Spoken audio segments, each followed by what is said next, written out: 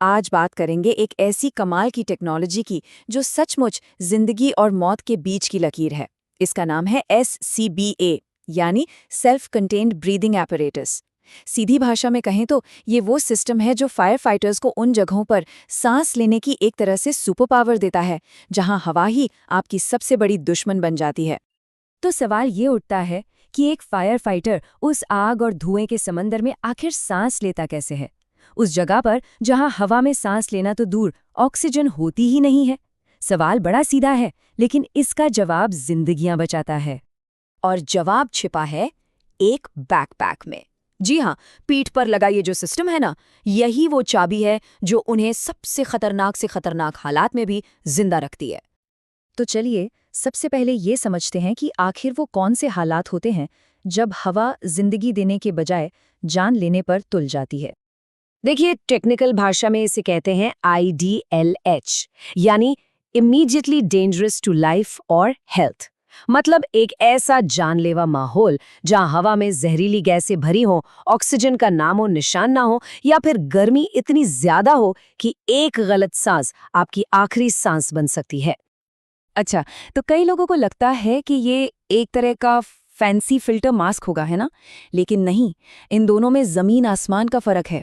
देखिए, एक filter mask क्या करता है? वो आपके आसपास की हवा को बस साफ करता है। पर एक बात सोचिए, अगर हवा में ऑक्सीजन ही ना हो तो वो फिल्टर करके भी क्या साफ करेगा? कुछ भी नहीं। यहीं पर SCBA गेम चेंजर बन जाता है। ये अपनी खुद की हवा का सिलेंडर साथ लेकर चलता है। इसीलिए IDLH जैसे जानलेवा हालात में ये कोई ऑप्शन नहीं है, ये एकमात्र रास्ता है। तो इस पूरे सिस्टम का दिल, इसका पावर हाउस क्या है? वो है इसका एयर सिलेंडर। यहीं से शुरू होती है हर वो सांस जो एक जिंदगी बचाने के लिए ली जाती है। इंडिया में आमतौर पर दो तरह के सिलेंडर देखने को मिलते हैं। एक तरफ है स्टील, जो भारी तो है पर लगभग अमर है, और दूसरी तरफ है कार्बन कॉम्पोजिट, जो पंख जैसा हल्का है लेकिन इसकी उम्र फिक्स है, सिर्फ 15 साल। तो ये चुनाव हमेशा एक ट्रेड ऑफ होता है। सालों साल चलने वाली मजबूती चाहिए या फिर वो हल्कापन जो फायर फाइटर को ज्यादा देर तक लड़ने की ताकत दे। और ये फैसला कितना जरूरी है, ये आंकड़े बिल्कुल साफ कर देते हैं। देखिए, कंपोजिट सिलेंडर सिर्फ हल्का नहीं है, उसमें हवा भी ज्यादा आती है। इसका मतलब सीधे सीधे 6 मिनट ज्यादा। और आग से लड़ते हुए ये 6 मिनट किसी की जिंदगी बचाने या न बचाने का फर्क बन सकते हैं। लेकिन यहाँ एक बहुत बड़ा पेंच है। सिलेंडर में हवा चाहे कितनी भी हो, वो चलेगी कितनी देर, ये पूरी तरह से फायर फाइटर के दिमाग और फेफड़ों पर निर्भर करता है। जब मन शांत होता है, काम करते हुए सांस की रफ्तार धीमी होती है, पर जैसे घबराहट बढ़ती है, सांस की रफ्तार तूफानी हो जाती है और हवा का मीटर बहुत तेजी से नीचे गिरने लगता है। ये एक टिक टिक करती घड़ी है जिसे सिर्फ अनुशासन से ही धीमा किया जा सकता है। तो अब आते हैं सबसे दिलचस्प हिस्से पर कि सिलेंडर में बंद 300 बार की वो जबरदस्त ताकत एक नर्म सांस लेने लायक हवा बनकर फेफड़ों तक पहुंचती कैसे है। ये अपने आप में इंजीनियरिंग का एक छोटा सा चमत्कार है। तो ये पूरा सफर शुरू होता है 300 बार के प्रेशर से। अंदाजा लगाइए, ये हमारे आसपास जो हवा है उसके दबाव से 300 गुना ज्यादा। जाहिर है, इतनी ताकतवर हवा में सीधे सीधे सांस लेना नामुमकिन है। तो सिस्टम का सबसे पहला काम है इस बेहिसाब प्रेशर को काबू में लाना, और ये काम करता है प्रेशर रिड्यूसर। इसे समझने का सबसे आसान तरीका है हवा के लिए एक ऑटोमेटिक गियर बॉक्स, जो एक ही झटके में हाई प्रेशर को मीडियम प्रेशर में बदल देता है। और नतीजा क्या होता है? प्रेशर 300 बार से गिरकर सीधा 7 बार पर आ जाता है। हाँ, अभी भी ये सांस लेने के लिए बहुत ज्यादा है, पर अब ये काबू में है। और अब आता है सिस्टम का हीरो, डिमांड वॉल्व। इसकी 2 खासियतें हैं। पहली, ये बहुत स्मार्ट है। ये सिर्फ तभी हवा देता है जब कोई सांस अंदर खींचता है, मतलब हवा की एक बूंद भी बर्बाद नहीं। और दूसरी, जो सबसे जरूरी है, ये मास्क के अंदर हमेशा बाहर के मुकाबले थोड़ा सा ज्यादा प्रेशर बनाकर रखता है। ये एक अदृश्य सुरक्षा कवच, एक फोर्स फील्ड जैसा बन जाता है। अगर मास्क में कोई छोटा मोटा लीक हो भी जाए तो साफ हवा बाहर जाएगी, जहरीला धुआं अंदर नहीं आ पाएगा। कमाल है ना?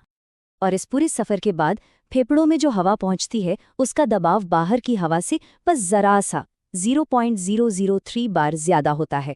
बिल्कुल सेफ, बिल्कुल सांस लेने लायक। 300 बार से यहाँ तक का ये सफ़र पलक झपकते ही पूरा हो जाता है, हर एक सांस के साथ।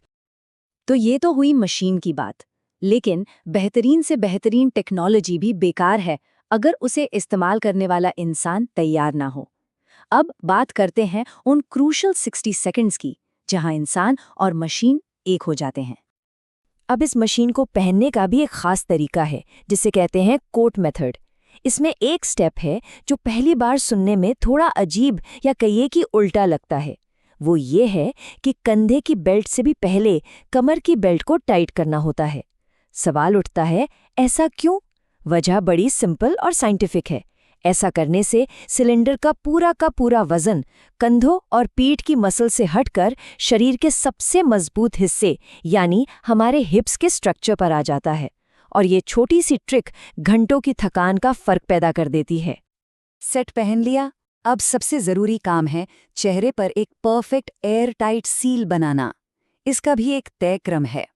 पहले गर्दन की पट्टियां, फिर कनपट्टी की और आखिर में सबसे ऊपर वाली। अगर ये क्रम बिगड़ा तो मास्क चेहरे पर ठीक से बैठेगा ही नहीं और सील लीक हो सकती है। और इसे परखने का तरीका है नेगेटिव प्रेशर टेस्ट।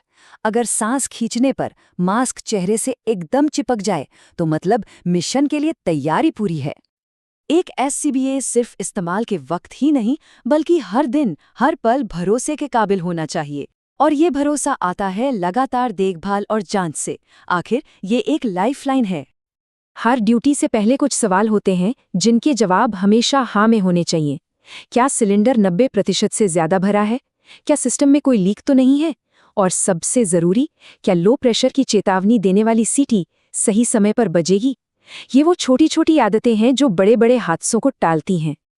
और ये देखभाल सिर्फ रोजाना की नहीं होती, एक SCBA की पूरी जिंदगी सख्त नियमों में बंधी होती है। रोज की जांच से लेके हर कुछ साल में होने वाले कानूनी हाइड्रोस्टैटिक टेस्ट तक, और कॉम्पोजिट सिलेंडर के लिए 15 साल बाद उसकी अनिवार्य रिटायरमेंट तक, यहाँ सुरक्षा से कोई समझौता नहीं होता। तो SCBA सिर्फ एक बैकपैक में बंद हवा नहीं है, ये मॉडर्न इंजीनियरिंग और इंसान के फौलादी अनुशासन का एक संगम है। ये वो टेक्नोलॉजी है जो भरोसा देती है, और ये वो अनुशासन है जो उस भरोसे को कायम रखता है। और यही वो चीज़ है जो एक फायर फाइटर को उस धुएं में घुसने का हौसला देती है ताकि दूसरे जिंदा बाहर आ सकें।